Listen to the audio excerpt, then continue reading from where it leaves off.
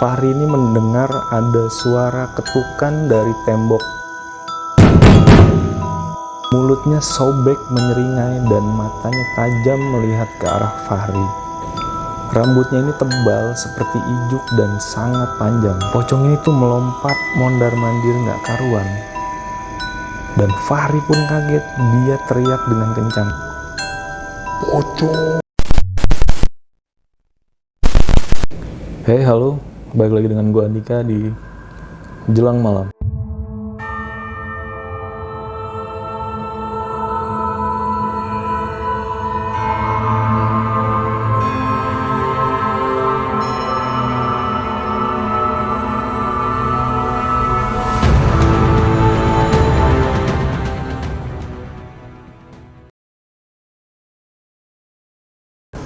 Kali ini masih gue sendirian.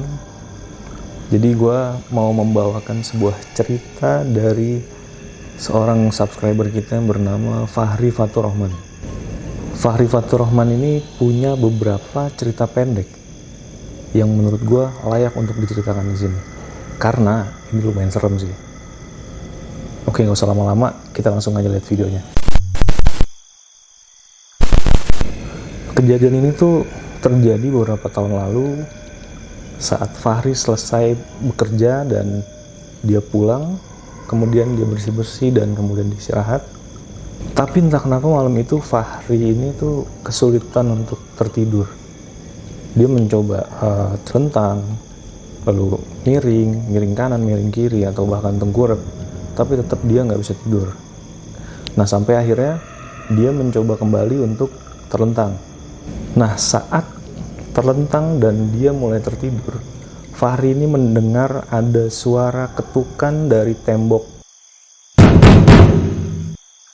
Fahri mencoba untuk tidak menggubris ketukan itu dan mencoba untuk tetap tertidur, tapi tidak bisa.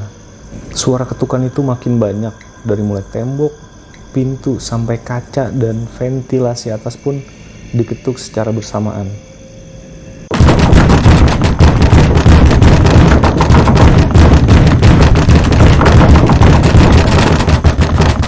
Fahri merasa ketukannya ini tuh semakin banyak dan semakin cepat dan diketuk dari segala sisi. Fahri ini merasa sangat panik dan bingung karena ketukannya ini tuh dia rasakan tuh semakin tidak terkendali.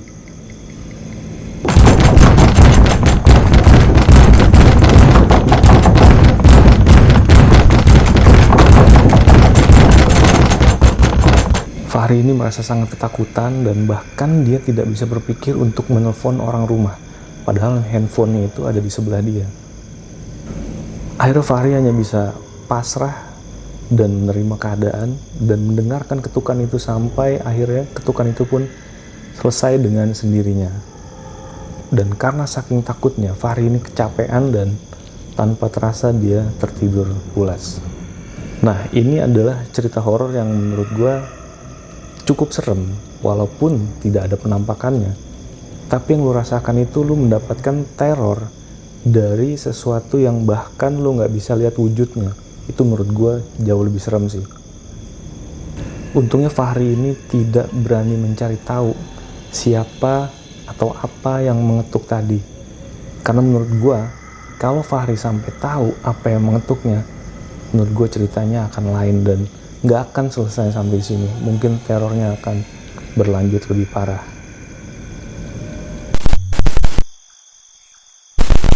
Oke, kita lanjut ke cerita yang selanjutnya. Cerita ini agak flashback ke belakang sedikit karena kejadian ini terjadi saat Fahri masih SD dan mengikuti pengajian rutin di dekat rumahnya. Jadi Fahri ini mengaji di rumah gurunya. Nah, seperti yang kita tahu lah, anak-anak ini kan kalau mengaji itu kan gantian. Nah, sambil menunggu giliran, Fahri menunggu di depan rumah gurunya. Kebetulan depan rumah gurunya itu ada rumah lantai 2 yang terlihat memang kosong. Tiba-tiba Fahri ini merasa penasaran dengan apa yang terbentang di lantai 2 rumah itu. Fahri melihat ada kain putih terbentang di lantai 2 rumah itu. Sampai-sampai Fahri kecil ini berpikir, kok bisa-bisanya ada orang yang menjemur spray malam-malam kayak gini. Udah gitu warnanya putih lagi kan. Kain yang terbentang itu diliatin terus tuh sama si Fahri. Sampai akhirnya ketika dia menengok ke atas, Fahri sadar kalau itu ternyata memang bukan spray. Tapi ternyata itu adalah sosok kuntilanak dengan memakai daster putih lusuh panjang yang terbang di lantai 2 rumah tadi. Wajah kuntilanak itu terlihat hancur dan penuh dengan darah. Mulutnya sobek menyeringai dan matanya tajam melihat ke arah Fahri. Rambutnya ini tebal seperti ijuk dan sangat panjang. Dan menurut Fahri, sangat berbeda dengan apa yang dia lihat di film. Yang Fahri lihat ini tuh jauh lebih mengerikan dari yang selama ini dia lihat di film. Dan itu membuat Fahri kaku dan badannya pun dingin sampai dia nggak bisa bergerak dan dia nggak bisa ngomong apapun. Gak lama Fahri ini lari ke dalam untuk menceritakan apa yang Fahri lihat ke gurunya. Nah, cerita kedua ini juga menurut gue lumayan serem nih. Karena posisinya Fahri sedang menunggu giliran ngaji malam-malam dan dia melihat kuntilanak terbang di rumah seberang guru ngajinya dia. Dan penggambarannya tadi pun menurut gue gila juga sih. Gue sampai merinding tadi membacanya. Oke, kita lanjut ke cerita yang ketiga. Cerita ini tentang Fahri yang mengalami fenomena astral projection secara tidak sengaja. Mungkin ada yang belum tahu, astral projection ini adalah fenomena di mana sukma lu itu meninggalkan tubuh asli lu ketika tidur biasanya. Biasanya itu disengaja karena memang orang ingin merasakan sensasi di mana sukmanya itu bisa berjalan-jalan kemana aja. Cuma memang ada banyak resiko di kegiatan ini gitu, di astral projection itu banyak banget resikonya. Jadi menurut gue bagi yang gak berpengalaman gak usah nyoba-nyoba. Jadi saat malam Fahri tidur ini tuh memang kondisi kamarnya memang gelap ya. Fahri ini merasa tidak bisa bergerak, ya mungkin bisa dibilang dia mengalami ketindihan. Tapi kali ini tuh Fahri tidak melawan. Biasanya kan kalau orang ketindihan itu logikanya kita harus melawan kan, ya dengan baca-bacaan atau apapun lah yang lo bisa gitu kan. Tapi kali ini Fahri hanya mengikuti alur daripada si ketindihan ini. Sampai akhirnya kupingnya Fahri ini merasa melengking dan tidak lama kemudian dia ngerasa badannya ini sangat ringan. Saat badan Fahri ini terasa ringan, dia mencoba untuk duduk dan kemudian dia sangat kaget. Ketika saat duduk dia melihat ada badan yang satu lagi sedang tiduran. Nah, ini bisa disimpulkan kalau ternyata yang tiduran itu adalah badan aslinya dia. Sedangkan yang duduk adalah sukma yang keluar dari badannya dalam proses astral projection ini. Setelah menyesuaikan diri dengan kondisinya, Fahri ini mau memastikan sesuatu dengan mengedip-ngedipkan matanya. Ternyata memang dia menyadari sesuatu kalau matanya ini bisa melihat dalam gelap. Dan kelopak matanya pun dia rasakan transparan. Jadi saat merem pun Fahri tetap bisa melihat sekelilingnya. Fahri melihat ke sekeliling kamar untuk memastikan apa yang bisa dilihat dengan kondisi astral projection ini. Dia melihat sekeliling kamar mulai dari gorden, bantal, kasur, sampai akhirnya dia kaget dengan satu penampakan yang dia lihat.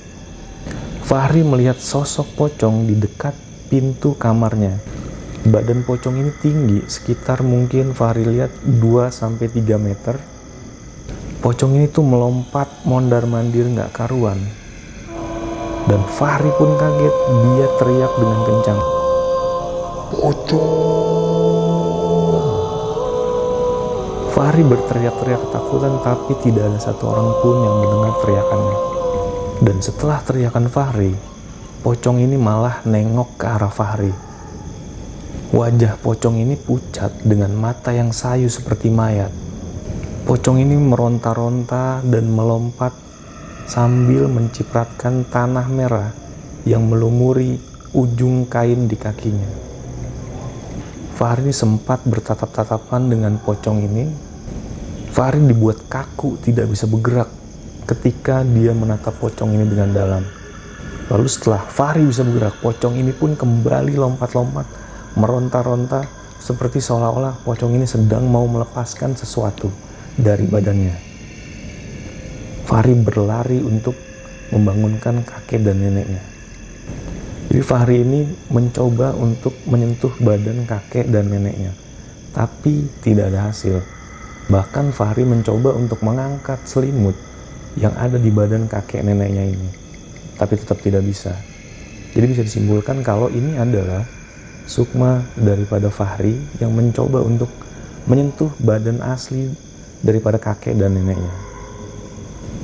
Akhirnya setelah ketakutan beberapa lama, Fahri ini terbangun dan untungnya pocong tadi sudah tidak ada. Nah ini nih, makanya jangan coba-coba untuk melakukan astral projection. Walaupun kejadian Fahri ini dia melakukan ini secara tidak sengaja. Karena ketika lu melakukan astral projection, itu berarti adalah sukma lu keluar dari tubuh asli lu, dan kemungkinan lu bisa melihat segala sesuatu yang gak bisa lu lihat dengan mata kasar lu.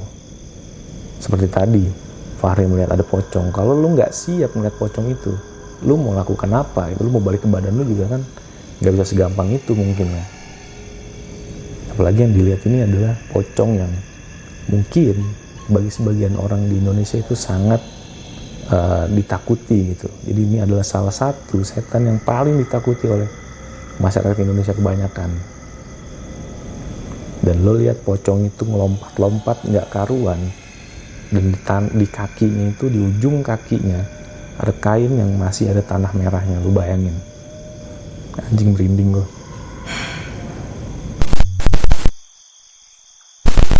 Oke, mungkin sekian dulu untuk kali ini.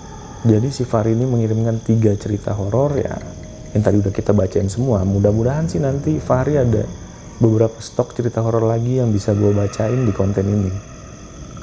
Segitu aja dari gue Andika, makasih yang udah mau nonton. Jangan lupa dukung terus channel Hai Halo Production dengan cara like, subscribe, komen, dan share ke yang lain, supaya kami tetap bisa menghasilkan konten-konten yang terbaik untuk teman-teman semua. Oke, segitu aja dari gue Andika. Dah.